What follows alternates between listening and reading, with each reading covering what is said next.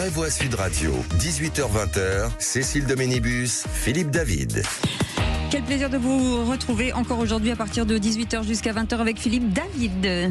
Ça va Cécile ? Oui, ça va bien. En pleine forme. Avec autour de nous, Françoise Degois est avec nous, éditorialiste Sud Radio. Bonsoir. Coucou, bonsoir madame. Coucou les amis. Bruno Pomar, ancien membre du RAID des maires de Belleflou dans l'Aude. Bonsoir les amis, je suis très content encore de partager ce moment avec madame Degois parce que je sais que... Absolument. On est obligé de te forcer à dire. Quand j'ai dit les amis, j'ai fait un truc générique et Oui, global. oui, Ouais, c'est pour c'est ça que ça. j'ai senti Voilà. une petite pique. Non, nous étions exclus, mon cher Bruno. C'est ça, oui, je sens bien. Et les amis, je souhaitais officiellement souhaiter un très bon anniversaire à notre Maxime qui a fêté Bravo. son anniversaire samedi. Merci beaucoup les vraies voix. Mais il n'était pas là hier, donc on lui souhaite Non, c'est maintenant. vrai. Je tiens à rappeler qu'il a fêté son anniversaire samedi. Il lui a fallu 2 jours pour Pour revenir. récupérer, oui. Je dis Au ça. moins ça. Je dis ça, je dis rien. Allez, 30 ans, ça se fête. C'est comme les fêtes dans la police, vous pouvez demander à Bruno Pomar. 30 ans 30 ans tout pile. C'est pas simple. et vous me dites ça en me regardant dans les yeux, 30 ans. Oui, exactement. D'accord, ok, très bien. Ok, je vous parle plus pendant au moins 2 jours. Ouais, d'ailleurs, on retire le souhait d'anniversaire. En fait. Voilà, ouais. Un bon On annule, anniversaire.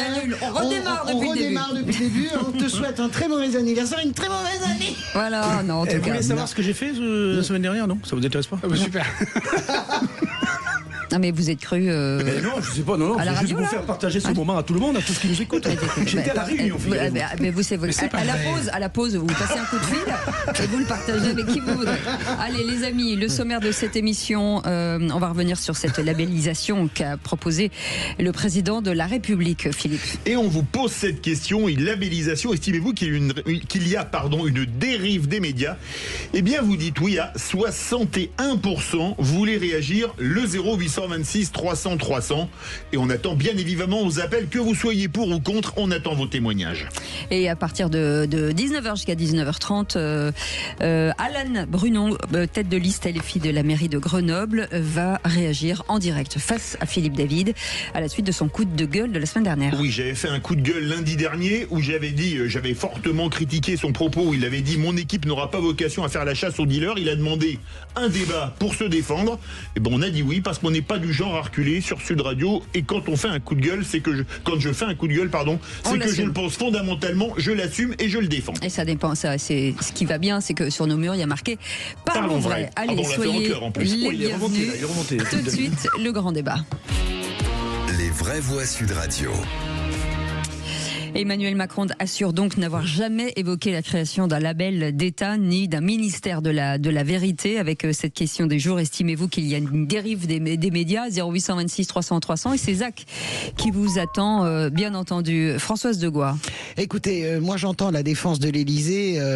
Je pense pas qu'Emmanuel Macron va commencer une carrière de dictateur. Moi je ne suis absolument pas dans cette idée qu'il veut un ministère de la vérité et de l'information. Le problème n'est pas là. Le problème c'est que à partir du moment où Emmanuel Macron met un doigt sur ce sujet, ça prête de toute façon à confusion et il le sait très bien. Et en plus de ça, Est-ce que c'est son rôle déjà? ce n'est le rôle d'aucun président. Je vous le dis juste, ce serait un président de gauche qui serait ça et qui s'amuserait à ce genre de débilité. En plus, en fin de mandat, je serais tout aussi sévère. On ne fait pas ça. Ça doit être strict. On ne laisse aucune ambiguïté. Par ailleurs, on se pose toujours la question, qui parle? Celui qui parle, c'est Emmanuel Macron, qui pendant des années, a entretenu des rapports plus qu'ambigus avec ce qu'il semble critiquer aujourd'hui, puisqu'il le met même en ligne sur son site de l'Élysée, tout le groupe Bolloré et CNews. C'est Emmanuel Macron qui a invité, c'est Emmanuel Macron qui invite ces journalistes de cette sphère-là à dîner. C'est Emmanuel Macron qui fait annoncer en priorité, avant même le Premier ministre, à ces journalistes la dissolution. Donc, on ne peut pas être dans une telle incohérence. C'est-à-dire se réveiller à la fin de son quinquennat, se dire tiens, au fait, il y aurait une dérive et ça serait tellement bien de labelliser qui est le bon élève, qui est le mauvais élève. Ça n'arrivera jamais et a fortiori pour Emmanuel Macron, il y a d'autres sujets dont il aurait dû s'emparer. Moi, je suis furieuse parce que non seulement il s'affaiblit, mais c'est pas le sujet, il nous affaiblit tous collectivement parce que dans ce pays, tout commence et tout finit par le président de la République et quand le président de la République, parce qu'il a peur du vide, parce qu'il ne sait plus quoi faire pour essayer de revenir dans le débat, s'empare de sujets, il doit choisir les bons sujets, pas des sujets qui nous mettent dans cet état. Ça m'insupporte. Avec vous, Bruno Pomar. Non, mais oui, c'est totalement hors sujet. Encore une fois, on parle de la liberté des médias, là, encore une fois, et c'est essentiel dans une démocratie que les médias puissent penser ce qu'ils veulent d'opinion ou ce qu'on veut, encore une fois. Je veux dire, quand on regarde bien, quelque part, si on fait un retour en arrière très très loin, Mitterrand 81, moi je suis très bien connu parce que je protégeais un ministre socialiste, je peux vous assurer que les médias étaient quand même assez verrouillés, on ne disait pas ce qu'on voulait. On disait moins que maintenant. Enfin non, c'est qui ouvre quand même les radios libres, vous pouvez pas dire ça. Non, Bruno. si. Oh, non, mais moi, non, mais arrêtez, soyez... Mitterrand a verrouillé les médias comme il voulait, on ne pouvait pas dire ce qu'on voulait, et ça c'est certain. Et il y en a même qui l'ont payé de leur vie. Non, mais tout... Mais c'est la vérité. Mais c'est la vérité. Mais non, mais arrêtez d'annoncer, c'est la vérité. C'est aussi grotesque ce que vous dites que les gens... Oui, mais que les gens accusent Macron de dérive dictatoriale. On ne peut pas être dans ces excès-là. Il faut foutre la paix. Il faut foutre la paix aux journalistes. Ils font ce qu'ils veulent. Moi, je m'en fous qu'il y ait des chaînes d'extrême droite, d'extrême droite. Je m'en fous. Je suis française. Vive la France. Tu as raison de le dire. La seule chose, je trouve, l'inversion qu'il y a maintenant chez les journalistes, de façon générale, c'est qu'il y a quand même un positionnement beaucoup plus politique qu'il n'y avait avant dans les médias. Moi, je le trouve. Et j'ai la chance de pouvoir en faire partout. Je suis invité partout pour parler des sujets de sécurité. Il y a un choix quand même. Il y a un choix. Oui, moi je vais partout. France Info m'invite n'importe quoi. J'y vais, mais je trouve qu'il y a quand même évidemment une ligne politique de la parole. Alors, je vais quand même, pour ceux qui ne l'ont pas entendu, les déclarations d'Emmanuel Macron à Arras, qui dit on doit distinguer les réseaux et les sites qui font de l'argent avec de la pub personnalité et les réseaux et les sites d'information. Et donc, ça reste pour certaines personnes. Je rappelle quand même que les sites ou les réseaux sont des moyens d'information d'une génération quand même. Il y a des gens qui ne s'informent que là-dessus. C'est clair. Alors moi, je me demande quelle mouche a piqué le président de la République de sortir ça comme ça. Parce que désolé, il a quand même d'autres problèmes à gérer en France en ce moment. On n'a pas de budget. C'est pas garanti qu'on en ait un d'ici la fin du mois. Rien que votre mot. On a une insécurité galopante. Le pays va mal. Le pays n'a jamais été aussi tendu. Il n'y a aucune majorité. Rien ne va. Et il sort de son chapeau, alors je ne sais pas s'il met un chapeau ou pas, une idée qui ne pouvait que mettre le feu aux poudres. La preuve, qui sont les seuls à vraiment défendre Emmanuel Macron dans ce domaine? Les macronistes, je sais qu'il en reste. Voilà. Oui, parce qu'il reste plus grand monde. Et quelques courtisans. Je préfère courtisans que conseillers dans ce domaine. Donc la question qui se pose, qu'est-ce qui lui a pris d'aller mettre de jeter ce bidon d'essence sur des braises incandescentes, parce que le pays est incandescent en ce moment. Allez, on revient dans un instant, on va juste dire bonjour à Xavier qui est avec nous au 0826 300 300. Bonsoir Xavier. Bonsoir les vrais voix. Et vous restez avec nous mon cher Xavier, on vous prend dans un instant, on fait une petite pause, on revient et directement avec vous. Allez, à tout de suite. Sud Radio. Sud Radio. Parlons vrai. Parlons vrai. Sud Radio. Parlons vrai. Les vraies voix Sud Radio. 18h-20h. Cécile Doménibus, Philippe David. Et autour de cette table, on vous souhaite la bienvenue avec Philippe David. Je disais autour de cette table Françoise Degois, avec Bruno Pomar qui est avec nous. Et on va revenir sur cette déclaration d'Emmanuel Macron sur éventuellement la mise en place d'un label sur les médias, les réseaux sociaux, pour valider peut-être certains qui seraient plus enclins avec la vérité. Enfin, c'est un peu flou en tout cas ce qu'il a dit. Et tout de suite, Xavier est avec nous au 0826 300. Peut-être que Xavier va nous éclairer sur ce qu'il a compris. Bonsoir Xavier, bonsoir bienvenue Xavier. sur Sud Radio. Bonsoir les vrais voix, bonsoir Cécile. Salut. Bonsoir Philippe. Alors Xavier, qu'avez-vous déjà compris de ce qu'a dit le président et qu'est-ce que vous en pensez? J'ai cru comprendre que le président avait émis l'idée qu'il fallait labelliser les sites d'information, la presse en général, que ce soit papier ou audiovisuel, et dans le but de lutter tant que faire se peut contre la désinformation, la manipulation de l'information. D'accord. Et pour vous, est-ce qu'il faut effectivement labelliser, entre guillemets? Je pense que c'est pas une idée idiote. Je pense que effectivement, alors d'où je parle déjà, je suis pas du tout macroniste. Alors vraiment très très loin d'être macroniste.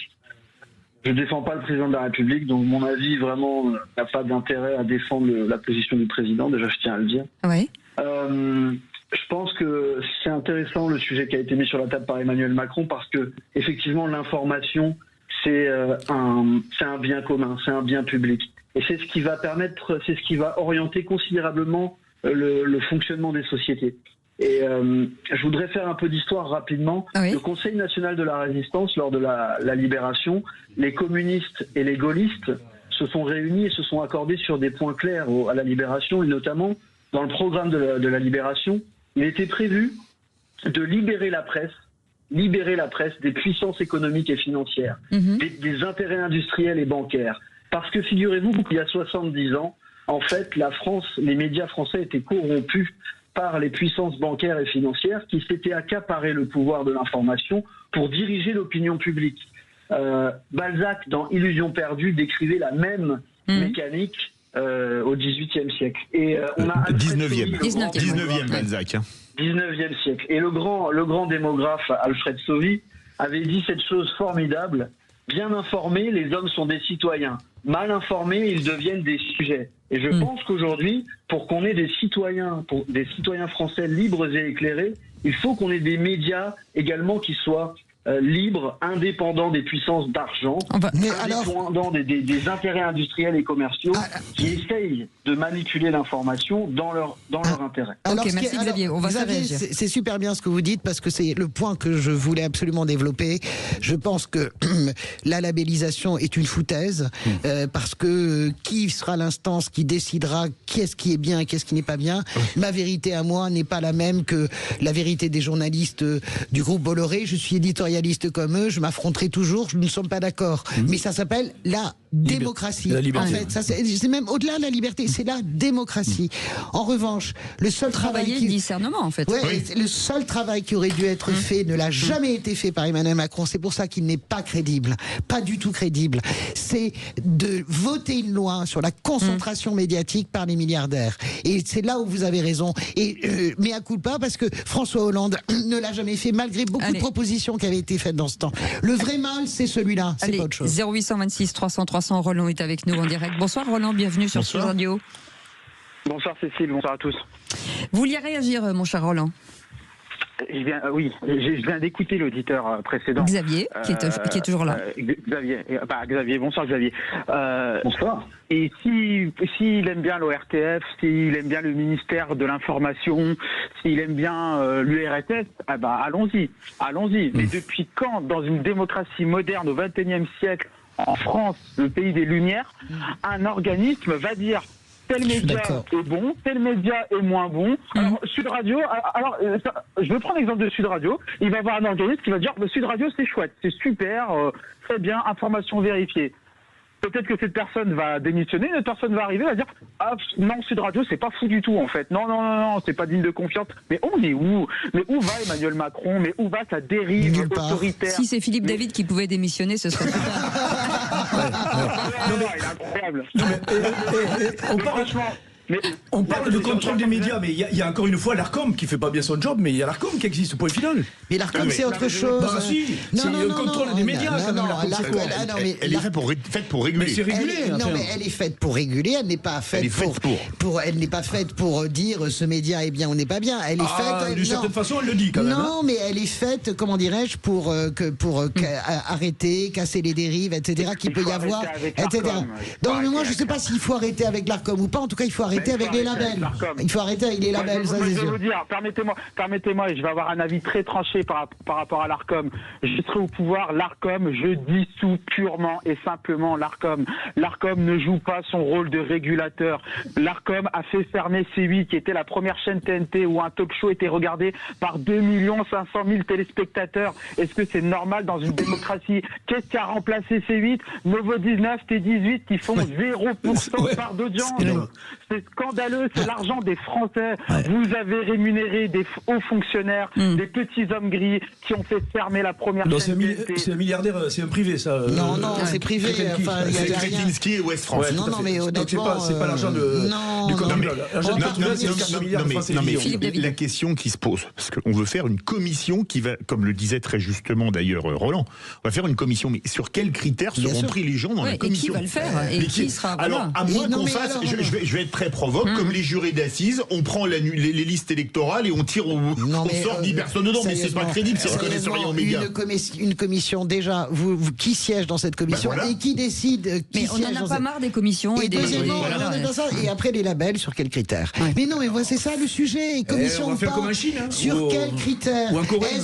Est-ce que c'est un critère? Quel est le critère qui va déterminer que vous êtes fiable ou pas? Xavier, vous êtes toujours avec nous? Oui, Xavier, est-ce qu'à un moment donné, j'ai une question à vous poser, est-ce qu'à un moment donné, vous vous êtes senti floué par une information? Et que vous n'avez... Écoutez, Oui. oui, bien sûr. Si je regarde certains médias, que ce soit des médias de gauche ou des médias classés à droite, je sens bien que l'information est toujours plus ou moins orientée. Mais je voudrais dire une chose très claire, c'est que l'idée de labelliser, ça peut être non pas fonction de la personnalité et des orientations politiques des membres d'une commission, mais simplement fonction de critères objectifs. Est-ce que ce média est détenu à 100% par des puissances financières et bancaires? Ah bah alors vous fermez tout, hein. Non, mais Xavier, on s'amuse.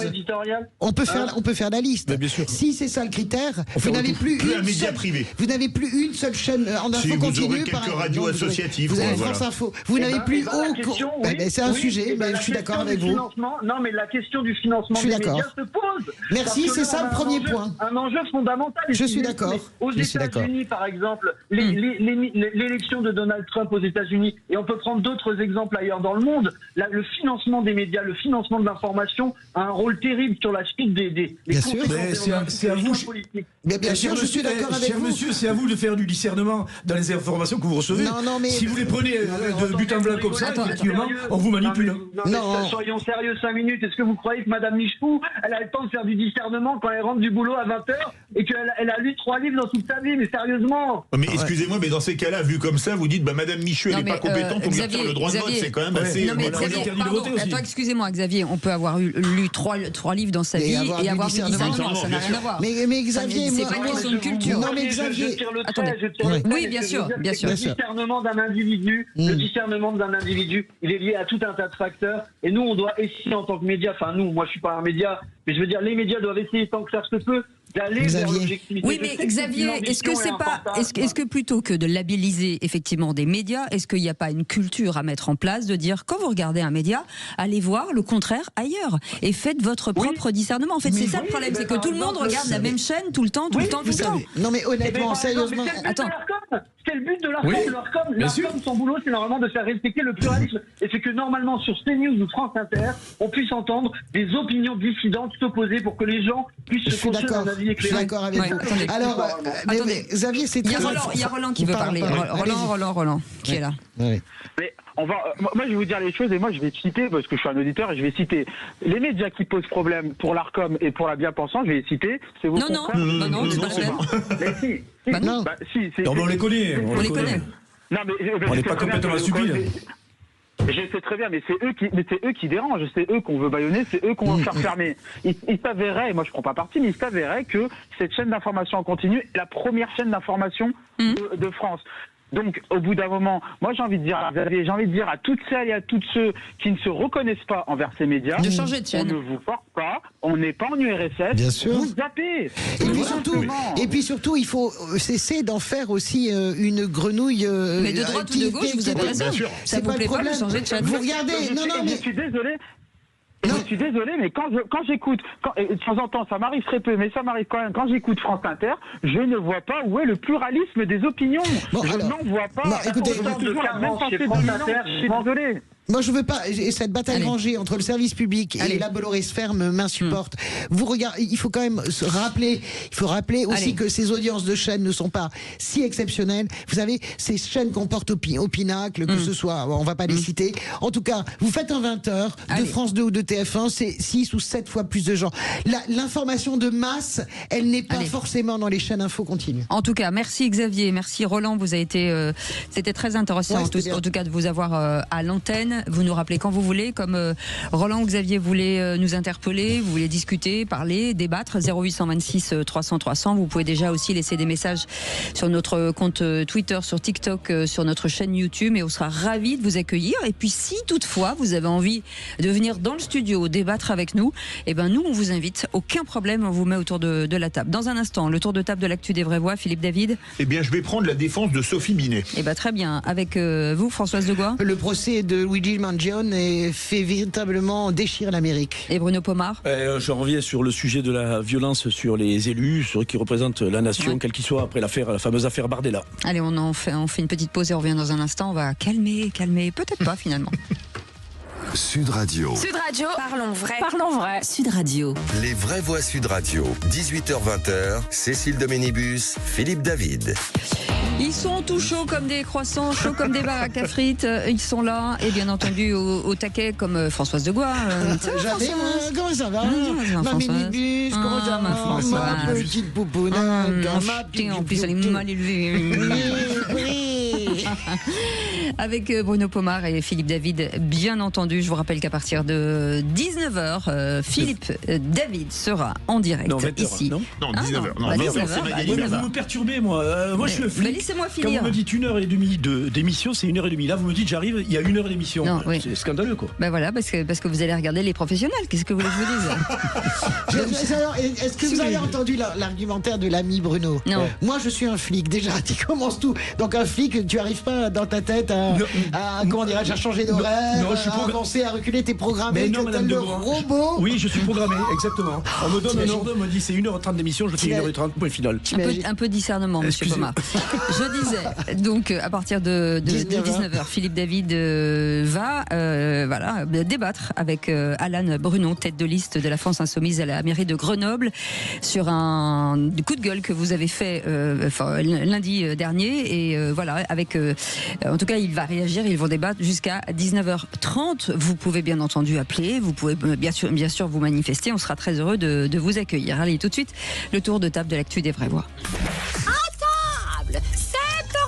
On va parler de politique politicienne. Ouais, je peux ne qu'être d'accord avec Ciotti. Ah bon? Ça, c'est catastrophique, Thérèse. Comment dire? Alors là, n'importe quoi.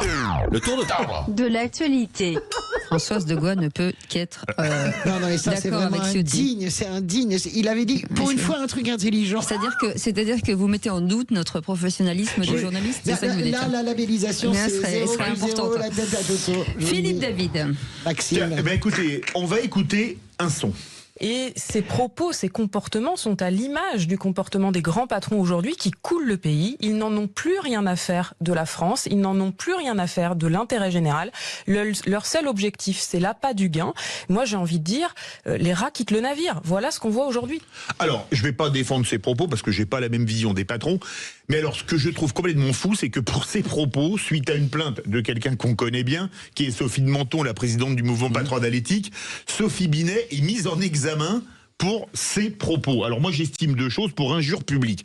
Alors moi j'estime que le propos peut être considéré comme outrancier, les rats quittent le navire, hein. C'est sûr que le terme rat c'est pas le terme le plus sympathique qui existe, mais voir qu'on peut se retrouver mis en examen pour un propos tenu dans un studio de radio, je me demande ce qu'on va pouvoir encore dire d'ici 3 mois, 6 mois, 1 an, et qu'on va se retrouver avec des dépôts de plainte. Je croyais que les tribunaux étaient surchargés, je pense que ce type d'affaires n'avait rien à faire devant un tribunal. C'était mon tour de table. Voilà. Moi, je suis d'accord, évidemment. C'est complètement grotesque. En plus, les rats quittent le navire, c'est vrai que c'est d'expression populaire. Hein. Oui. Bon, donc, comme on dit, les mouches ont changé d'âne au rugby. Bon, voilà, écoutez. Je vous interdis de dire ça. Non, mais si vous voulez, je comprends pas ce qui a piqué, quelle mouche a piqué Sophie de Menton. Non, mais c'est pas très élégant pour les entrepreneurs. Non, mais c'est pas élégant. Ah non, mais le propos, je le condamne. Non, mais moi, je condamne pas le propos. C'est ça, sa vision à elle. Elle considère que les patrons ont déserté, etc. Elle est patronne de la CGT, la deuxième centrale syndicale de France. Combien de syndiqués? Mais on s'en fout, elle a le droit. Vous n'avez pas commencé. Vous avez critiqué la labellisation et vous donnez pas le droit aux gens de penser ce qu'ils ont envie de penser. Vous adorez les patrons, etc. Mais Sophie Binet, elle est très bien. Sophie Binet, elle ne se fait pas l'écho de ces syndicalistes, de ces adhérents. Non, elle se fait juste l'écho d'une femme qui fait de la politique sous le couvert de la CGT. C'est tout ce qu'elle fait. Elle ne fait plus du syndicalisme, excusez-moi. Et je pense que vous vous trompez justement sur la question de Sophie Binet comme Marie-Lise Léon. Ce sont de vrais syndicalistes. Non. Mais écoute, mais pourquoi vous dites non? Tu as connu le syndicalisme, le vrai syndicalisme, qui défendait les ouvriers. Elle défend rien du tout. Elle fait de la politique. Mais bien sûr qu'elle défend les ouvriers. Bien sûr que elle, ce qu'elle dit. La preuve, il y a de moins en moins de syndiqués. C'est fatigant. S'il vous plaît. Tu peux pas dire. Tu sais bien que c'est faux. Il y a de moins en moins de gens syndiqués. Ça veut dire que ça sert à rien, ils servent plus à rien les syndicats. Écoute, ça va. Parle pour tes syndicats de la police. Non, justement, c'est là où il y a le plus de. S'il vous plaît. De nous saouler avec ces mots, c'est toujours les mêmes faux valises. Les syndicats servent plus à rien. Mais c'est la CGT bloque le pays. Mais putain, s'il vous plaît. Ne laisse pas parler. Oui, oui. T'as raison, je te laisse pas parler. Tu racontes que des conneries. Françoise. Labellisation. La voix unique. Mais non, C'est mais Madame c'est de toi, Bois. mais non, mais Elle a c'est dit bon. que vous disiez Non, mais en des conneries plus, pour les Non, mais ça. Non, mais en plus, vous dérivez sur le sujet. Ben le oui, oui, on s'en sujet fout. était considéré une insulte ou pas de traiter Ouais, les. non, mais Tu as raison, c'est anecdotique, mais je dis simplement ça que n'a Madame rien à Guinet- faire devant un Laisse-le tribunal. parler. Je dis simplement, tu as raison, c'est anecdotique, elles disent ça, les rats qui te navire. D'abord, elle ferait déjà mieux de créer des emplois, elle, parce que quand Elle est parle des grands patrons syndicaliste, d'entreprise. donc. Oui, ben c'est sûr, Elle est syndicaliste. c'est plus facile d'être syndicaliste, d'avoir une carte bleue, une bagnole avec un chauffeur et les gardes du corps, et puis de passer sa vie à Ça, c'est critiquer fini, en les fait. entreprises. Tu Oui, sais que c'est mais- fini. mais c'est ça. Même les- même Je les- rappelle Allez, simplement allez, une stop. chose, que si le syndicalisme servait à quelque chose dans ce pays, on aurait 10 millions de gens syndiqués comme on avait dans les années 80. Point. Allez. Bruno, c'est la vérité. Bruno, puisque vous avez la parole, la sécurité des élus dans le contexte préélectoral. Elle m'a foutu en colère, en plus. Non, fausse colère, arrête ton cinéma. Non, j'en reviens juste à la fameuse affaire Bardella. Tout le monde a pris ça comme un détail. Bon, on lui a écrasé un œuf sur la tête. Ce qui pose question à travers ce geste-là, peut-être anodin, mais qui veut dire beaucoup, c'est que, évidemment, de plus en plus d'élus. Qui que ce soit, ça n'est pas voilà. anodin. Oui, qui que ce soit. même que ce soit des fils et Non, compagnie. mais, pourtant, c'est pas mes amis. mais C'est même inadmissible. monsieur machin dans la rue, il n'a pas à se faire jeter un Tout à œuf fait. Non, mais dessus. là, on parle des élus. Les élus prennent de plus en plus de risques. On le sait au quotidien. Moi, je suis maire d'un tout petit village. Je ne vois pas ça, mais je connais plein Ça de mes va copains arriver, élus. t'inquiète pas, je vais déménager. Tu vois, Tu vas voir. je vais la Il retrouver est chez déjà moi. là-bas. coiffé comme un œuf, donc c'est pas grave. C'est quoi ces propos calvophobes? Oui, c'est ça, ouais.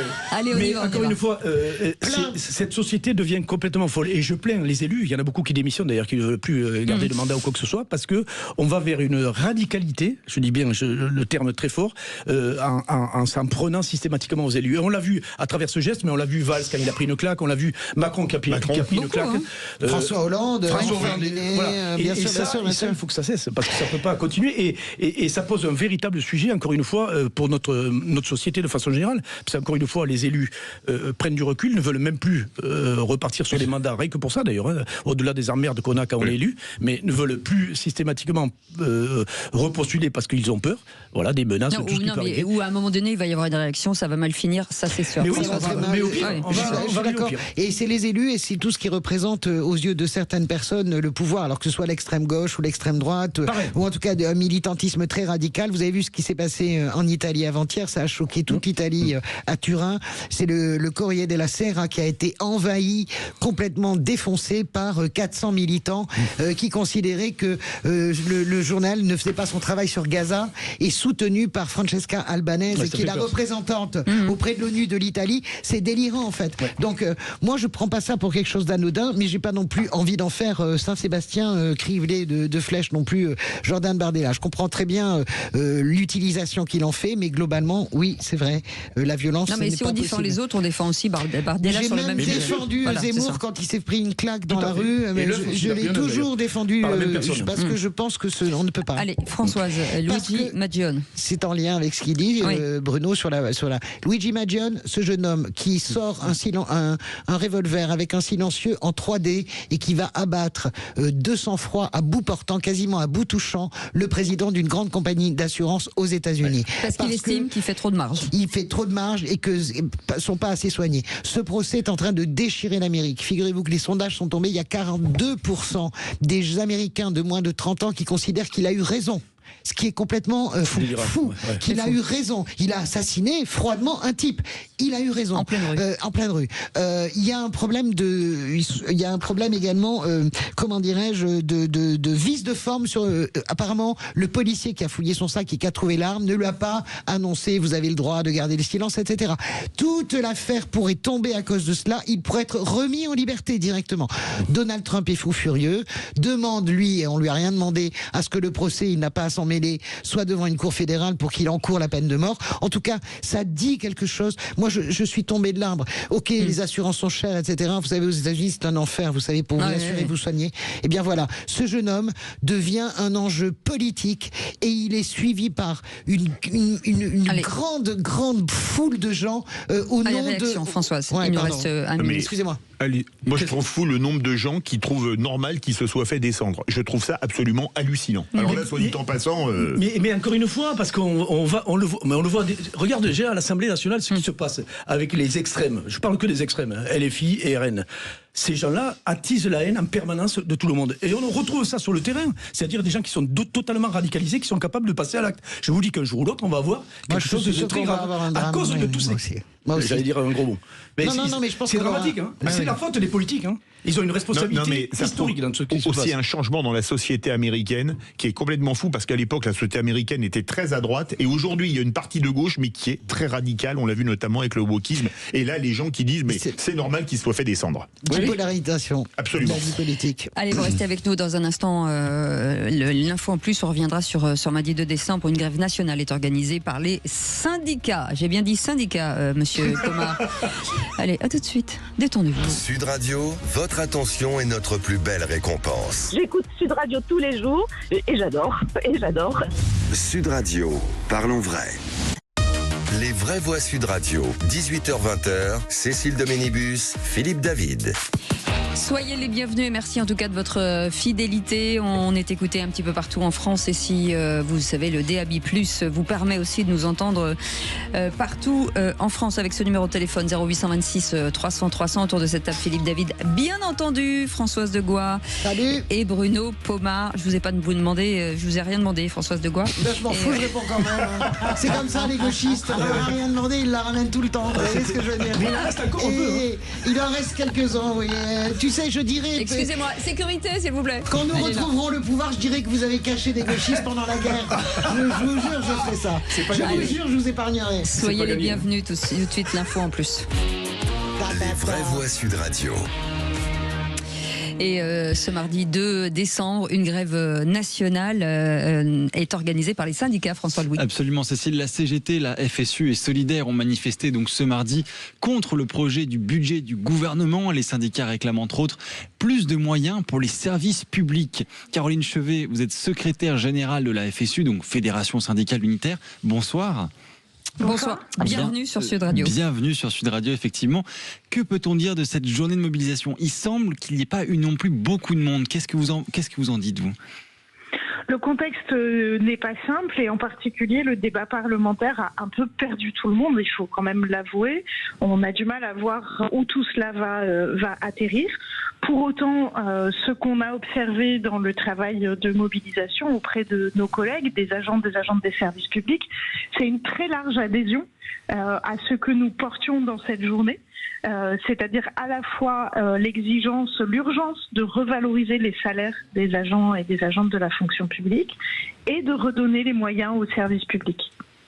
Mais comment en fait-on? Parce que les caisses de l'État sont plus que vides et ça s'annonce très très compliqué. Nous, ce qu'on dit, c'est qu'il faut un budget pour 2026. C'est pas gagné. Je pense que tout le monde est d'accord, mais c'est pas gagné. Oui, mais la question c'est comment, et on considère que le budget ne peut pas se faire, les économies ne peuvent pas se faire à nouveau sur le dos des agents des services publics qui ont déjà largement donné et notamment qui en sont à plusieurs années de gel de leur salaire et donc on continue de considérer qu'il est important d'appeler à ce qu'il y ait un autre budget, un budget beaucoup plus juste. Françoise de Gois, pardon. Oui, bien sûr, parce qu'il faut trouver des nouvelles recettes, tout simplement. Hein. Je veux dire, c'est à jeu bloqué cette histoire. Tant que on trouve pas des nouvelles recettes, tant que, ok, j'ai bien vu qu'on avait, j'ai bien compris à quel point la taxe Tuckman est passée par pertes et profits, mais de toute façon, il faudra qu'elle revienne par la fenêtre d'une manière ou d'une autre, parce que la justice fiscale, c'est aussi quelque chose qui intéresse pas que la gauche. Hein. Vous savez, le sentiment de justice fiscale, c'est aussi quelque chose qui est plus étal que ce que l'on dit. Il n'y a pas les bolcheviks d'un côté et le reste de la France de l'autre. Je vous assure que quand on commence à expliquer, et elle le sait très bien, notre Caroline, quand on commence à expliquer ce que gagnent les 20 000 familles plus riches, ce que ça leur coûterait la taxe Tuckman, ou bien maintenant l'emprunt obligatoire, qui est la nouvelle idée, même si elle date évidemment de Pierre Mauroy, elle date de 83, eh bien les gens comprennent à un moment donné qu'il faut partager les efforts. Donc moi je suis pas étonné qu'il n'y ait pas beaucoup de monde à la manif, parce qu'il n'y a pas de prise sur ce qui se passe à l'Assemblée nationale. Mais quand même, je crois que ce sentiment est assez partagé. Vous avez coupé votre propre micro. Non, je pense que le sentiment qu'il faut une justice fiscale et de nouvelles recettes est quand même assez partagé en fait. Merci beaucoup Caroline Chevet d'avoir accepté cette invitation. Merci. Vous êtes secrétaire générale de la FSU, la Fédération syndicale unitaire. Merci beaucoup. Merci à vous. Et tout de suite, et si vous étiez ministre? Les vraies voix Sud Radio. Et en l'occurrence, si vous étiez président de la République, c'est Là, il veut encore monter mieux. en grade, là. Et voilà, c'est Ah ça, oui. direct. Avec Christophe, qui nous appelle de Fiac, dans le Tarn. Bonsoir, Christophe. Non, j'ai envie de Bonsoir dire- les vraies voix. J'ai envie de dire Monsieur le Président. J'ai envie de dire Monsieur le Président. Monsieur le Président. Alors, déjà, l'idée de me retrouver président l'espace d'un instant, je dois dire, c'est très impressionnant. Vous avez l'intonation en plus, ça va bien. Attention, la charge est lourde. Et la charge est lourde et finalement, quand on se retrouve sur ce siège, eh ben, c'est pas si évident que ça. Voilà. Alors, vous avez certainement, en tant que nouveau président de la République, aujourd'hui, peut-être une première mesure qui vous semblerait peut-être la plus efficace, selon vous. Ah ben, la première mesure, c'est le passage à la 6e République et la dissolution du Sénat. À la suppression, pas la dissolution. On peut pas dissoudre le Sénat. La suppression. Non, excusez-moi, là, je suis ému, vous voyez, je viens d'être président, c'est pas facile pour moi. Et donc, je suis encore sous un état de choc. Oui, effectivement, c'est la suppression définitive du Sénat. Alors déjà, pourquoi? Ce qui va pas être facile, parce que ça veut dire qu'il faut qu'il s'auto-supprime, en fait. Oui, tout à fait. Selon la loi. Pour quelle raison? Qu'est-ce qui vous gêne avec le Sénat? Qu'est-ce qui me gêne avec le Sénat? Je trouve que c'est un frein à l'Assemblée nationale. C'est un équilibre. À certaines propositions de loi. C'est un équilibre, mais force est de constater que depuis le début de la création du Sénat, on s'aperçoit qu'à part de 2011 à 2014, où le Sénat était à gauche, c'est souvent à droite et très conservateur. Moi, je ne suis pas tout à fait d'accord avec vous. Attendez, on finit. Que vous ne soyez pas d'accord, François, je l'entends. Non, mais moi je suis à fond. Moi je suis à fond pour la 6e République. Je serais plutôt pour un Sénat avec des citoyens tirés au sort. Moi je suis très sur la ligne Rosan-Vallon, Alors c'est-à-dire voilà, c'est là où j'allais en venir. Voilà, c'est là où j'allais en venir. C'est-à-dire que le Sénat est élu par des grands électeurs. Oui. Voilà. Donc c'est un peu en déconnexion, avec ce que les Français nous sommes aujourd'hui.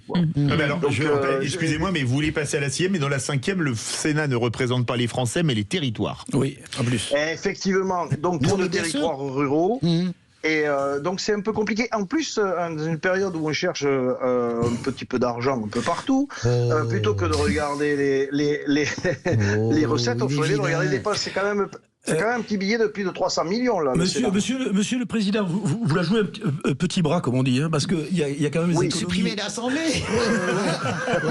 L'Assemblée, ça fait quand même un milliard. Non, mais vous avez il est évident qu'il y a des postes qui coûtent plus cher, effectivement. Vous avez le CC, le Conseil économique, social et environnemental, c'est 300 millions aussi. Mais vous avez surtout, moi, j'ai toujours ça en tête en permanence, parce qu'on n'en parle jamais. Ça pas de souci à gauche comme à droite, extrême gauche comme extrême droite, personne n'en parle. C'est les agences d'État qui nous coûtent 80 milliards. Non, mais écoutez, dont l'ADEME 4 milliards, par exemple. Non, mais l'ADEME, c'est très important. Oui, allez, évidemment, c'est parti. Le policier du l'ADEME. 80 milliards, les agences d'État, on n'en parle pas. Là, on parle 300 millions du Sénat. Non, mais l'ADEME, c'est très important. Juste, on peut quand même rendre grâce aux sénateurs, par exemple, d'avoir été. D'abord, ils sont très constructifs. Ils ont été une vraie force. Ils ont été une vraie force pendant l'affaire Benalla. Par exemple, heureusement qu'il y avait le Sénat, parce que l'affaire Benalla aurait été enterrée par Yael Braun-Pivet à l'époque, qui était la patronne de la commission des lois. Donc, ils ne font pas que rien, mon cher ami, les sénateurs. Les agences d'État. Alors, en tant que président, je ne me suis jamais permis de dire que les sénateurs ne faisaient rien. Oui, mais vous les supprimez. Je dis simplement, je les supprime. Quel faux on dirait Macron. Oh non, mais sans déconner. Allez, merci beaucoup, Christophe. Et si vous voulez faire des économies, si vous voulez faire des économies au Parlement, mettez fin au bistrot, comme ça au moins. Cécile, vous permettez, on va faire des économies. On a une manière, on a enregistré la voix de Christophe pour dire au revoir. Vous voulez l'écouter? Allez-y. Au revoir. Il est excellent, il est très très bon, bravo Christophe. Christophe, merci en tout cas d'avoir joué le jeu. Vous restez avec nous dans un instant.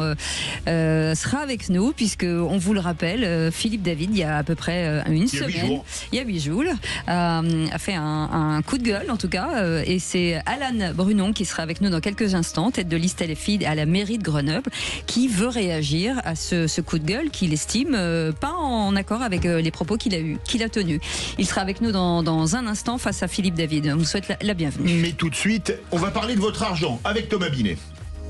Trade République, la banque pour mieux dépenser, épargner et investir présente Sud Radio, les incontournables de l'argent. Thomas Binet. Bienvenue dans ce nouvel épisode d'Oser investir, les incontournables de l'argent. Je suis accompagné ce soir de Mathias Bassino, directeur des marchés européens de la néobanque Trade Republic. Bonsoir Mathias. Bonsoir Thomas. Mathias, si je vous parle livret A, LEP, LDDS, PEL, donc les livrets, par définition que les Français s'arrachent puisqu'on n'a jamais autant épargné en France, on est d'accord? Tout à fait. Mathias, on parle de quoi quand on parle des livrets d'épargne en fait? Alors, on va essayer de simplifier et de donner des repères vraiment clairs aux gens. D'abord, un livret, c'est un taux d'intérêt, donc combien ça vous rapporte. D'accord. C'est un plafond de dépôt, c'est-à-dire le montant maximum que vous pouvez déposer sur un livret, puisque ces livrets ne sont pas infinis. Et enfin, c'est des critères pour y avoir ou non droit. Donc, le plus connu, c'est le livret A.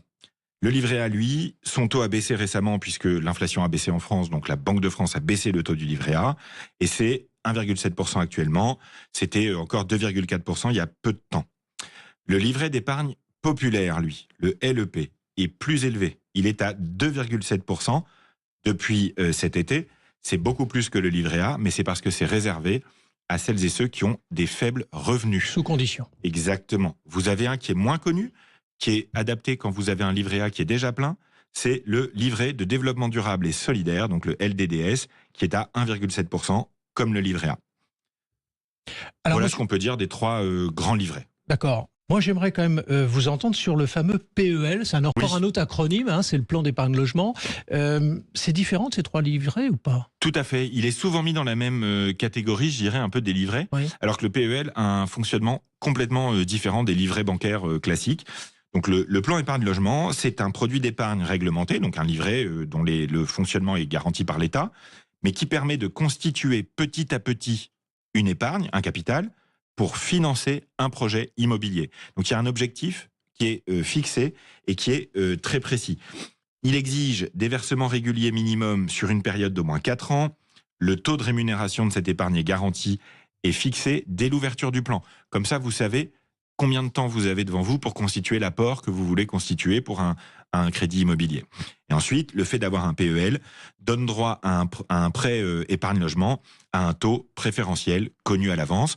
Donc, pour celles et ceux qui veulent se préparer à un investissement immobilier, c'est un produit qui est bien adapté. Ça marche aussi pour la rénovation d'une résidence principale. Alors revenons sur les différents livrets dont vous nous avez parlé il y a quelques instants en arrière. Comment je fais pour choisir entre ces différents livrets si je dois choisir ?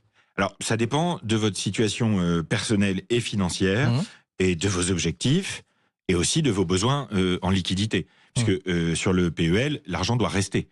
Donc, par exemple, pour le PEL, si vous avez risqué d'avoir besoin d'argent dans quelques temps, c'est pas adapté. Ensuite, si vous avez des faibles revenus, renseignez-vous pour savoir si vous pouvez bénéficier dans votre banque du du livret d'épargne populaire parce que son taux est plus important. Le LDDS peut être adapté si vous avez un livret A qui est déjà plein. Donc, si je récapitule, déjà, c'est pas pour investir, c'est pour épargner. Donc, c'est pas pour toute votre épargne, puisque une fois que vous avez 3 mois de revenus de côté, vous devez considérer l'investissement à long terme. En simplifiant, l'épargne de précaution et la liquidité immédiate, c'est le livret A ou le LDDS. Pour les revenus modestes avec un rendement plus élevé, c'est le LEP. Pour les projets immobiliers à long terme, c'est le PEL. Et si jamais votre livret A est plein, vous avez le LDDS pour continuer à épargner de cette manière-là. Et c'est de l'épargne sécurisée. Complètement. Ça, c'est important aussi de le rappeler pour nos auditeurs. Et c'est aussi en fonction de la situation de chacun, savoir ce qu'il faut faire avec son argent. Merci Mathias pour se former, l'éducation pédagogique, financière, tous les mardis soirs avec Mathias Bassino. On vous retrouve mardi prochain. Avec joie. Merci à vous. Et puis pour ce qui me concerne, je vous retrouve dimanche matin dès 9h27 sur Sud Radio. Sud Radio, les incontournables de l'argent. Thomas Binet. Avec Trade Republic, la banque pour mieux dépenser, épargner et investir. Sud Radio. Sud Radio. Parlons vrai. Parlons vrai. Sud Radio. Parlons vrai. Les vraies voix Sud Radio. 18h-20h. Cécile Doménibus, Philippe David. Et on est ravis de vous accueillir dans un instant. Le débat, Alan Brunon face à Philippe David pour répondre à un coup de gueule de Philippe David la semaine dernière. C'est dans un instant. En attendant, on va faire offrir un petit peu de bonheur avec notre gagnante du jour. Le sapin de Noël Sud Radio. Et notre gagnante du jeu Sapin de Noël s'appelle Christine. Oui. Bonsoir Christine. Bonsoir Cécile. Comment ça va? Bonsoir Philippe. Bonsoir. Ça va, je suis super heureuse. Bah oui, je comprends. C'est la première fois que je gagne un jeu, alors oui, je suis un peu intimidée. Alors écoutez bien ce que vous avez remporté, parce que c'est le grand Sapin de Noël de Sud Radio. Vous avez donc remporté 2 forfaits de ski pour la station Péragude. Péragude, c'est la station des skis département des Hautes-Pyrénées et de la Haute-Garonne, avec un domaine skiable de 51 pistes. Et ça, c'est un très joli cadeau, parce que je crois que vous n'habitez pas si loin que ça quand même. Non, pas très loin, je suis dans le Gers. Dans le Gers. Où exactement? À Gaujean, c'est un tout petit village de 100 habitants. Ah, voilà. Et on est très heureux en tout cas de vous l'offrir. Vous allez partir en famille? Je pense que je vais l'offrir à mon fils qui adore skier, parce que moi je suis pas très, honnêtement je suis pas très ski. Vous ferez de la luge ou du ski de fond, de la raquette. Attention qu'il vous gêne pas du haut de la falaise. Non, je vais faire du ski bar éventuellement, mais voilà. Bon, en tout cas, on est très contents. Et à chaque personne qui gagne, on veut le cri de la joie. Oui, super. Merci Sud Radio. Voilà, attendez, on va la refaire. Allez-y, 1, 2, 3, Christine, c'est à vous. Merci Sud Radio. Bah voilà, ça c'est bien. Bon, en tout cas, bravo Christine, on vous félicite. Merci d'avoir joué avec nous. Merci. Allez, on fait une petite pause, on revient dans un instant. Alan Bruno sera avec nous face à Philippe David jusqu'à 19h30. On sera ravis en tout cas de vous accueillir. Et puis vous pouvez réagir sur les réseaux sociaux. On sera ravis aussi de lire vos SMS. Allez, à tout de suite. Sud Radio. Parlons vrai. Parlons vrai. Sud Radio. Parlons vrai. Sud Radio. Parlons. Les vraies voix Sud Radio. 18h-20h. Cécile de Ménibus, Philippe David. Et c'est une séquence un petit peu particulière, puisque, rappelez-vous, il y a une semaine, Philippe David a fait un coup de gueule. Il y a une demande, en tout cas, de débat d'Alan Bruno qui est avec nous, qui est candidat LFI au municipal 2026. Bonsoir, merci d'être avec nous. Merci, bonsoir. Vous êtes membre de l'Observatoire national de l'extrême droite, co-animateur du pôle antifasciste de la France Insoumise et candidat, donc je l'ai dit, la France Insoumise municipale 2026 à Grenoble. Philippe David en face de vous pour répondre en tout cas à vos interrogations. On va réécouter le coup de gueule de Philippe David il y a une semaine. Écoutez. Les vraies voix Sud Radio. Le coup de gueule de Philippe David. Comme d'habitude, je vais remettre le clocher au milieu du village, un village qui se situe à Grenoble, préfecture de l'Isère. Pourquoi Grenoble? Parce que les propos tenus par la tête de liste LFI aux prochaines municipales, Alan Bruno, concernant le narcotrafic, m'ont pour le moins surpris. En effet, dans un entretien accordé vendredi à actu.fr, le candidat insoumis a résumé sa politique vis-à-vis des narcotrafiquants en 2 phrases, je cite: offrir des moyens de médiation et de prévention, c'est la compétence d'une municipalité. Mon équipe n'aura pas vocation à faire la chasse aux dealers. Fin de citation. Vous avez bien entendu, si LFI gagne la mairie de Grenoble, la lutte contre le trafic de drogue se fera par la médiation et la prévention. Une formule qui prêterait à rire si la situation n'était pas aussi dramatique. Ce candidat sait-il que dans sa propre ville, un mineur isolé de 12 ans a pris une balle sur un point de deal en pleine nuit la semaine dernière? Pense-t-il que la médiation avec des gens qui tirent sur la moindre retenue à la Kalachnikov est la solution, et que ces chérubins vont arrêter leur basse besogne après avoir croisé des éducateurs? Pense-t-il qu'à Marseille, les tueurs à gages qui ont assassiné de sang-froid Mehdi Kessassi en raison du combat de son frère n'auraient pas commis cet acte inqualifiable s'il y avait eu plus de médiation et de prévention? Médiation, prévention, cette politique aussi angéliste que neuneux a mené certains quartiers dans le mur et la France avec. On nous parle de guerre contre le narcotrafic, mais mène-t-on une guerre en discutant avec des gens qui ne respectent rien et qui n'ont de toute façon aucune envie de discuter tant leur commerce est lucratif? On espérerait de tous les maires de France qu'ils soient sur la ligne guerre aux trafiquants plutôt que ne pas faire la chasse aux dealers. Malheureusement, ce n'est pas le cas pour le plus grand bonheur des réseaux mafieux. On imaginait difficilement un maire pire qu'Éric Piolle à Grenoble, mais il va nous falloir peut-être revoir notre copie. Et voilà, et Alan Brunon, vous avez répondu sur X. Au vu du nombre de bêtises que vous débitez à chaque phrase et votre méconnaissance de Grenoble, je suis disposé à venir débattre avec vous sur la question de la tranquillité publique. Alan Brunon, qu'est-ce qui ne va pas dans ce coup de gueule de Philippe David ?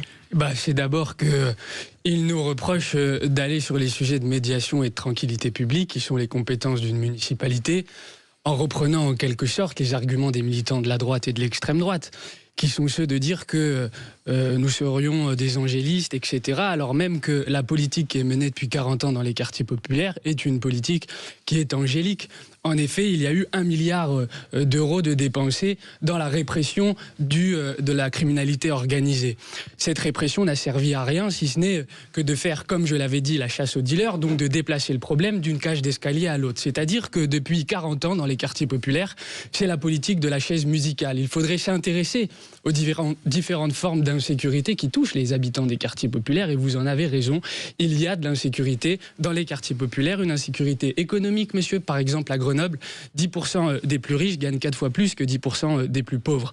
Il y a une insécurité alimentaire. Nous proposons dans notre programme la gratuité de la cantine scolaire. Vous reprenez en quelque sorte les thèmes de la droite. Vous nous reprochez d'avoir développé des politiques de médiation et donc de prévention. Mais qu'a fait la droite depuis 40 ans ? Elle a supprimé la police de proximité en 2003 dans les quartiers populaires. Elle a mis en place la RGPP en 2007, c'est-à-dire qu'elle a... en 2003, ça part de 2007, la suppression de la Polprox. En 2007, c'est pareil. En 2003, elle a supprimé, elle a mis en place la RGPP, c'est-à-dire qu'on a non pas remplacé des policiers qui partaient à la retraite, ce qui a concouru au fait d'avoir moins de policiers dans les quartiers populaires. Et ça, c'est la politique de la droite depuis 40 ans dans notre pays. Alors moi, je vous pose la question, que faudrait-il faire alors pour chasser, comme vous le dites, les dealers dans les quartiers populaires ? Déjà, moi, je crois que si on ne fait pas la chasse aux dealers, c'est les dealers qui font la chasse aux honnêtes gens. La preuve, on va prendre Paris. BNP Paribas. Grande entreprise qui a des bureaux avec 2000 salariés environ à la lisière du périphérique entre Aubervilliers et le 19e arrondissement. Eh bien, ils sont obligés de fermer et de transférer les salariés à Levallois-Perret et à Nanterre. Pourquoi ? Parce que à longueur d'année, ils doivent payer 18 vigiles pour protéger les salariés entre le bureau et les transports en commun en raison du nombre d'agressions qu'ils ont par les dealers. En plus, le magasin Leroy Merlin qui est situé à proximité, les gens n'y viennent plus parce qu'ils ont peur, entre les drogués et les dealers, et donc ils ferment lui aussi la porte. L'autre point, on va à l'autre bout de la France, Marseille. Marseille, là, c'est la direction d'Orange. Orange, 1 millier de salariés sur un site. La CFDT, qui n'est pas franchement ni de droite ni d'extrême droite, on sera d'accord, la CFDT de Orange a dit, je cite, « Le narcotrafic met les salariés en état de siège ». Je cite la CFDT. On est d'accord que la CFDT n'est pas de droite ou d'extrême droite. Attendez, je termine. Attendez, je termine. Les salariés sont morts de trouille parce que le 23 octobre dernier, à proximité du magasin de la direction régionale Orange, il y a une fusillade. Donc j'imagine, vous êtes dans votre bureau et vous entendez les balles qui crépitent. Plus les dealers qui viennent importuner les salariés qui viennent et qui partent. Mais à qui on doit faire la chasse ? Aux entreprises ?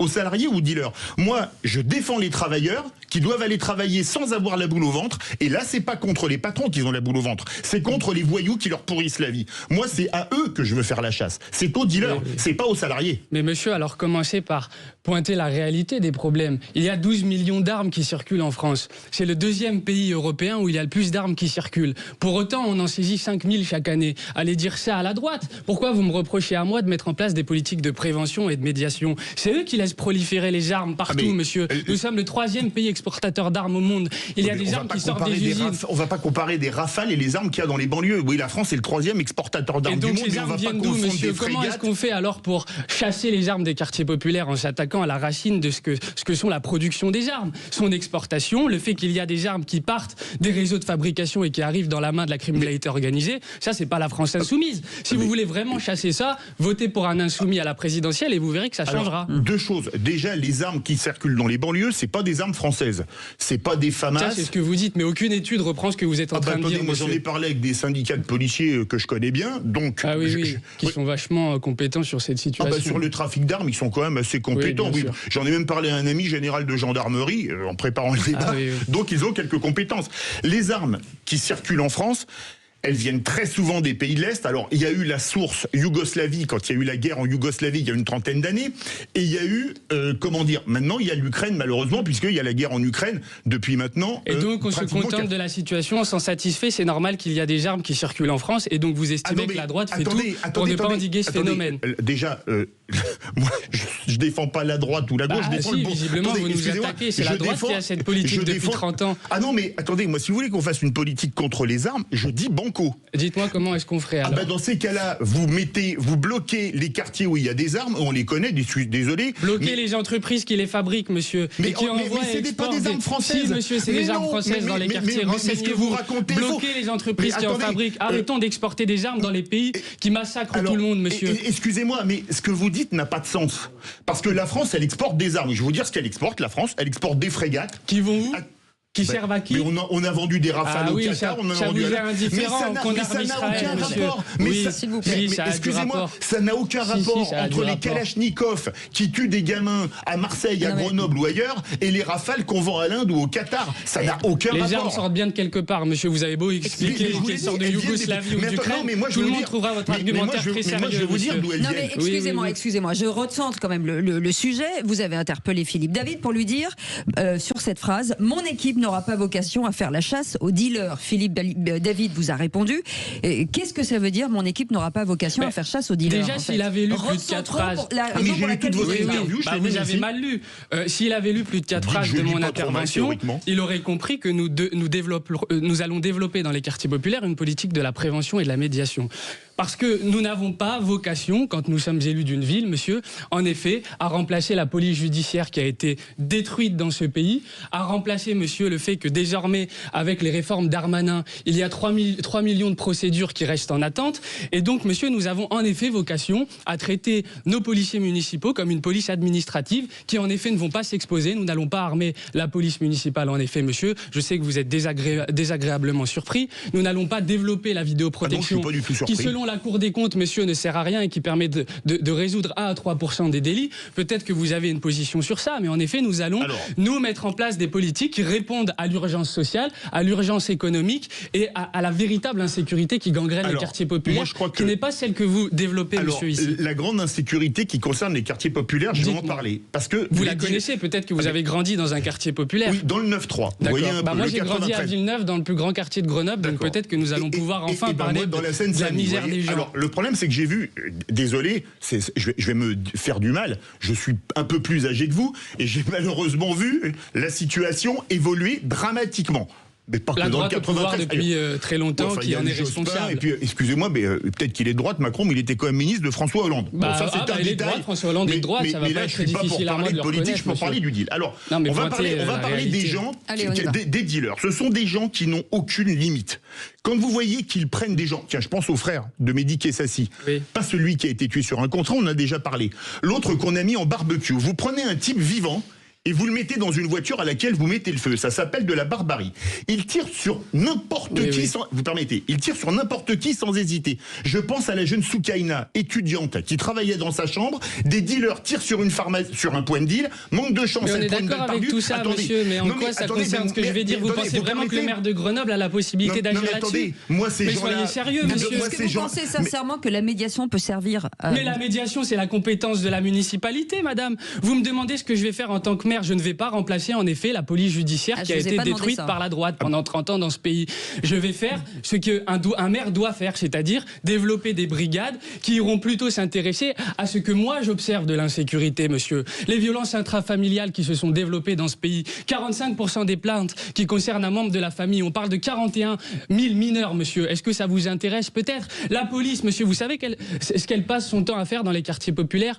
Pour 30% de son temps consacré, elle le consacre au trafic de stupéfiants, monsieur. C'est-à-dire qu'elle ne traite pas à la racine les problèmes que subissent les gens. 94 000 femmes sont victimes de violences sexuelles par an, monsieur. C'est-à-dire qu'il y a 12% d'entre elles qui portent plainte. Sur ces 12% de femmes qui portent plainte, 1 à 3% des auteurs sont condamnés. Ça, c'est une véritable politique qu'un maire peut mettre en place. Accueillir cette parole.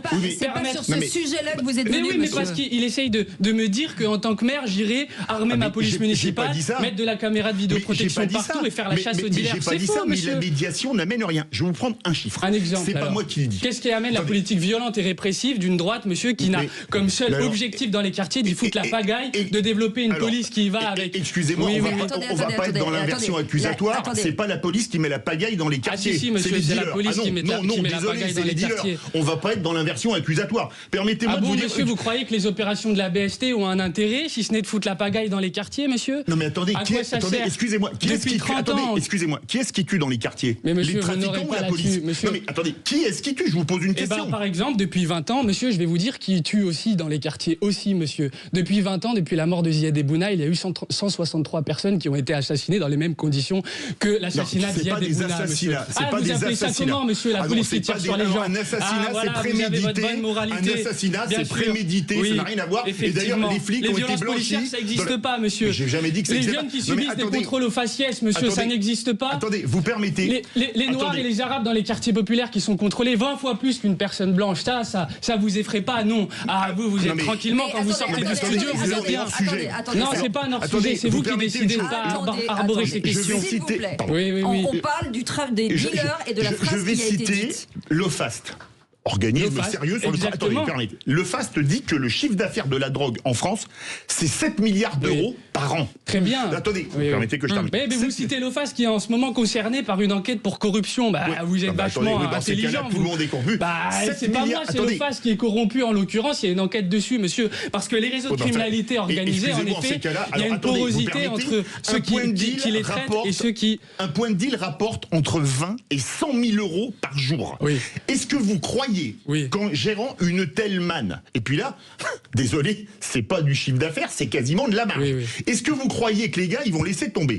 Et il y a un deuxième problème, vous parlez des armes. Le problème, c'est pas les armes, c'est les gens qui sont derrière. Vous savez, vous pouvez nous mettre 10 Kalachnikov dans le studio, il se passera rien parce qu'on est entre gens civilisés et normaux. Moi, je vais vous prendre un exemple. Il y a quelques années, j'ai travaillé comme formateur en milieu carcéral, vous voyez, à la maison d'arrêt Saint-Michel à Toulouse. J'avais un de mes élèves fiché au grand banditisme. Un jour, on était à la pause café, je faisais des cours de CAP, BEP, vente, d'accord, qui me dit, comme ça, moi je vous voyais mes élèves, ils me tutoyaient, il me dit, tu vois, les gars en face de nous, là, c'est les truands de demain. Oui, c'est bon, vous avez réussi à stigmatiser toute une génération. Non, mais je vais terminer. Monsieur. Il dit, tu vois, moi je suis fiché au grand banditisme, mais quand les Schmitt m'arrêtent, je sors pas mon calibre. Il dit, eux, ils sortent une calache et ils rafalent. Il me disait il y a 30 ans... Je ne comprends pas ce que vous racontez, vous essentialisez les gens. Votre histoire est incompréhensible. Parlez vraiment de ce que vous avez dit ici, monsieur. S'il vous plaît, je reviens sur cette question à laquelle vous n'avez pas répondu quand vous dites mon équipe n'aura pas vocation à faire la chasse aux dealers. Pourquoi vous dites ça? Voilà. Mais ça fait 3 fois que je réponds. Non, je suis désolé. Vous répondez à côté. Donc, je réponds pas à côté. D'abord, je réponds ce que je veux, et ensuite ouvrez le CGCT. Regardez les compétences d'un maire. Comprendre, monsieur. Regardez les compétences d'un maire. Ne venez pas ici essayer d'apprendre ce qu'un maire a à faire. Un maire n'a pas vocation, en effet, à faire la chasse à des réseaux internationaux, à des réseaux qui s'organisent à l'échelle européenne, à des réseaux qui comptent 86% de réseaux de criminalité organisée qui blanchissent à travers des sociétés légales. En local, désolé, non, ce n'est pas en local, parce que c'est l'organisation de la criminalité organisée est une organisation à l'échelle européenne et à l'échelle internationale. Si on n'arrive pas à s'accorder sur la réalité sociale des dynamiques de criminalité organisée dans ce pays, on va avoir en effet des difficultés quand monsieur lit à moitié ou de travers des articles de presse à comprendre pourquoi j'ai dit ça. Vous avez lu 4 phrases du titre, repris par F de souche, et vous en avez fait ensuite une chronique. Le maire de Grenoble a bien armé la police municipale. Non, la police municipale de Grenoble n'a pas l'arme létale. Elle a en effet des armes non létales, et je le regrette d'ailleurs, parce que les armes non létales restent des armes pour moi, et plus d'armes égale toujours plus de drames. Et je trouve ça hallucinant que vous ne vous posiez pas la question de l'armement dans ce pays, qui est un véritable sujet. Moi, je me pose pas la question des ventes de Rafale, puis on exporte mieux. Non, mais j'ai pas parlé des Rafales, j'ai parlé des armes qui sortent des usines de fabrication. Ce qui veut dire que si vous arrive quelque chose et que la police vient face à vous des Kalachnikov, on fait quoi? S'il m'arrive quelque chose, madame, je suis menacé du matin jusqu'au soir par l'extrême droite dans ce pays. Nous avons déposé plusieurs plaintes. La police n'a jamais rien fait pour me protéger. Donc pardonnez-moi. Vous pouvez pas dire ça, monsieur. Si, la police n'a jamais rien fait pour protéger les insoumis qui sont menacés de mort du matin jusqu'au soir. Mais pour la question de la criminalité organisée, commencez à vous intéresser aux conditions de travail des policiers qui, dans ce pays, se suicident 2,5 fois de plus que le reste de la population. Commencez à vous intéresser à la police qui travaille dans 1 sur 4 commissariats délabrés. Et peut-être qu'ensuite, vous vous vous questionnerez sur leurs conditions de travail dégradées, sur les réformes de la police judiciaire qui ont entraîné des coupes et une difficulté pour ces agents à travailler correctement. Allez, en fait, ça part dans tous les sens parce que là, on n'a rien compris. Donc, Philippe David, le mot de la fin. Pour conclure avec un dernier chiffre, 2 chiffres. En 2023, 62% des tueurs ou auteurs de tentatives d'assassinat sur fond de trafic de drogue avaient moins de 21 ans. Et quand on voit qu'un chauffeur de VTC a été abattu d'une balle dans la tête par un jeune de 14 ans... En faisant le propagandiste de la droite, c'est vrai que vous allez trouver des solutions extrêmement favorables pour lutter contre la drogue et la criminalité organisée. Ce sont des faits, c'est pas être de droite. Alors, sauf si vous vous comportez en militant politique, monsieur. Non, excusez-moi, je donne des faits et des chiffres. Je vous en ai cité plein de chiffres, mais vous les comprenez pas et vous êtes à côté de la plaque sur le sujet. Désolé, madame. Non, mais d'abord, vous ne savez pas pour qui Philippe David vote. Ça, c'est la première des choses. Ce n'est pas un insoumis de la première heure, mais c'est pas grave, il a le droit. Non, mais il a le droit d'être un militant politique de droite. Il a le droit, mais juste qu'il ne fasse pas semblant de ne pas l'être. Vous savez, le surlendemain de mon coup de gueule, j'ai taillé le groupe LR au Sénat. C'est très bien, peut-être que vous allez alors leur demander pourquoi Sarkozy a supprimé la police de proximité, a fait la RGPP dans les quartiers populaires et a foutu sur un truc qui a eu lieu il y a 20 ans. Bah oui, c'est ça, monsieur, depuis 20 ans, c'est ce qui se passe et ça a accentué les problèmes. Allez, en tout cas, merci. Voyons, vous a donné la parole. Voilà, c'est très bien. Dites merci déjà. Merci beaucoup. Très bien. C'est très gentil de votre part. Non, c'est normal. Voilà, merci beaucoup en tout cas Alain Bruno, tête de liste LFI de la mairie de Grenoble. Dans un instant, les rebondisseurs, les entreprises aujourd'hui qui ont réussi à rebondir après un échec. Et on est ensemble jusqu'à 20h. À tout de suite. Sud Radio. Parlons vrai. Parlons vrai. Sud Radio.